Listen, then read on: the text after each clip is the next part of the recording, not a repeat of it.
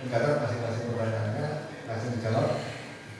Untuk mulai menjawab, monggo. Pada kami pemungutan penghitungan suara ya. Baik, nah kami KPU ya, mohon izin. Ini pertanyaan, jika kena COVID gitu ya, Mbak ya. Jika kena COVID, kemudian apa solusinya? Dalam website KPU Kabupaten Mojokerto bahwa tingkat partisipasi masyarakat sebesar 80% masyarakat, yaitu 77,5%. Khusus tetangga saya bilangnya kalau nggak melihatnya. Di satu sisi, hari ini kita berada di tengah pandemi virus COVID-19. Money politik khususnya di Kabupaten Mojokerto. Adanya pandemi COVID-19 hari ini adalah sebuah. Yang kedua, semisalkan di saudara saya itu ada yang pindah kota ini, tapi sekarang sudah pindah ke sini, bagaimana? Terima kasih. Sudah selesai surat pindah. Yang keempat sekalian. Oke, yang keempat sekalian. Enggak, banyak kuning boleh. Assalamualaikum warahmatullahi wabarakatuh. Perwakilan dari Desa Sajen. Saya ingin bertanya terkait pesta demokrasi khususnya. Nama saya Busro Fatimah, saya dari Desa Sajen. Pertanyaan pertama, sampai ke sana. Mungkin ada upaya untuk mendorong ke sana, Pak. Ya, kita harapkan semua regulasi yang mengatur Kampanye ini terkesan nggak ada yang memberi efek jerah begitu. Selama ini sanksi yang diberikan hanya teguran tertulis dan seperti itu. Sehingga itu dilakukan berulang-ulang.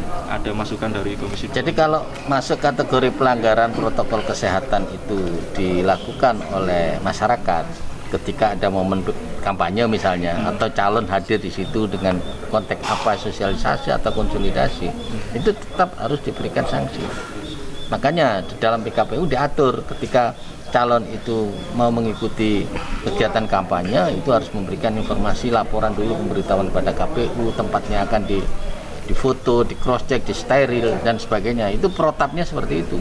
Tapi ketika ini terjadi di lapangan tidak seperti itu, ya ini kewajiban dari para pihak untuk mencikapi, baik itu Bawaslu maupun KPU, termasuk yang bertanggung jawab adalah paslon, karena dia juga menghadirkan orang di situ. Sebenarnya kalau dari sisi hukum bisa nggak sih Pak dikasih sanksi yang sama dengan masyarakat gitu? Bisa saja, karena di KPU ini kan sudah diatur secara detail sebetulnya. Di KPU itu sudah mengatur secara detail hal-hal yang masuk kategori pelanggaran. Kalau selama ini di Pilkada serentak ini sudah ada berapa banyak temuan Pak? Setahu Komisi 2 ya? Secara umum saya melihat melalui media informasi yang atau media-media yang ada itu banyak sih sanksi yang diberikan oleh KPU, termasuk yang kemarin itu kan diberikan sanksi diskualifikasi pada calon incumbent karena memang di situ nyata ada indikasi bahwa alat buktinya melakukan penyalahgunaan kewenangan.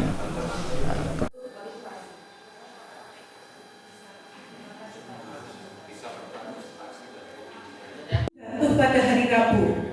Itu saja, terima kasih. Sakral.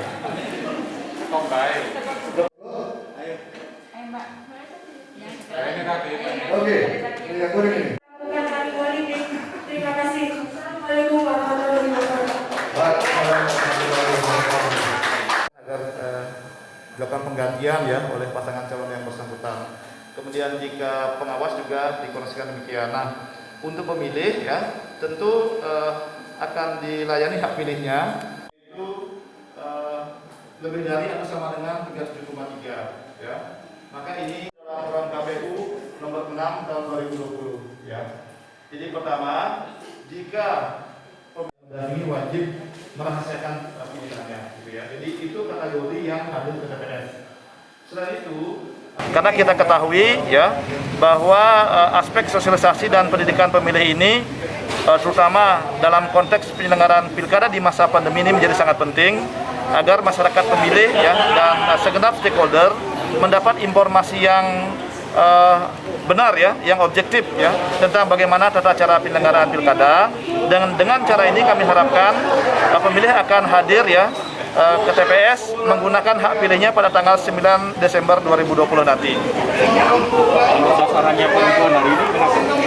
Ya, jadi begini, kalau kita lihat di dalam ketentuan ya yang diatur dalam peraturan KPU, memang ada banyak segmen pemilih yang kemudian KPU berkewajiban untuk melakukan sosialisasi. Nah, salah satunya adalah segmen pemilih perempuan yang kebetulan agendanya ya bersamaan dengan waktu kami untuk hadir ke sini.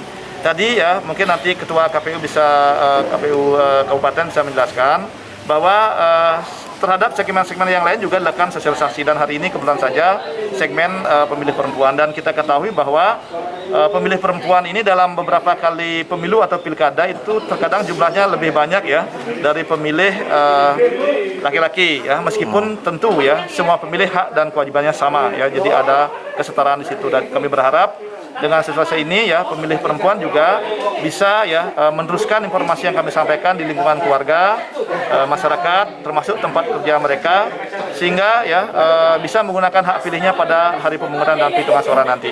Emang targetnya berapa ini Pak partisipasi?